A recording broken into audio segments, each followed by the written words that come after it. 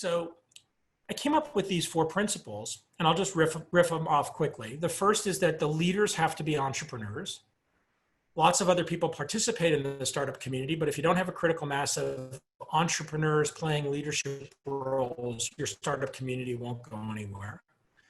The second is that you have to have a very long-term view. And I used to say you have to have a 20-year view. Now I say you have to have a 20-year view from today. So you have to be continuously looking out 20 years into the future and being willing to play a very long game. The third is you have to be inclusive of anyone who wants to engage at any level. And I probably got some of the word and some of the thoughts around inclusivity from working with you, Lucy, and all the work that I was doing with you at NC WIT and all the learning I was doing about both gender inequity and gender equity and how to drive those dynamics, especially in the context of tech and innovation.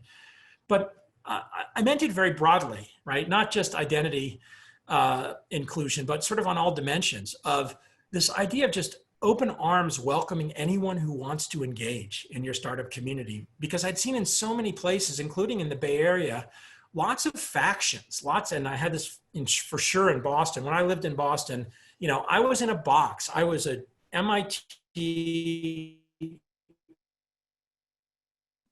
entrepreneur. And I was categorized, and those were good categories, like good labels on my category. I didn't, you know, like I can't complain about those, but there are lots of factions versus like, hey, anybody wants to play, come out and play. And then the fourth was that you have to have activities and events to engage in the act of entrepreneurship on a continual basis. I'd already won Entrepreneur of the Year awards. I got a I got a Lifetime Achievement Award at age 40. And I thought, you know, when I got it, I was initially offended. I'm like, this is the peak? Like, this is my lifetime achievement? And then, of course, I said, well, let's rename it the Half-Life Achievement Award because I'm only 40. And then I'm like, oh, I know physics enough to know that that's probably not very good either, because that just means that for the rest of my life, my impact is decaying. But, you know, like this notion of those kinds of things, they're nice and they're flattering, but they're not that meaningful in terms of driving the growth and development of the startup community. So I use those four principles as a framework for how to create a startup community anywhere in the world.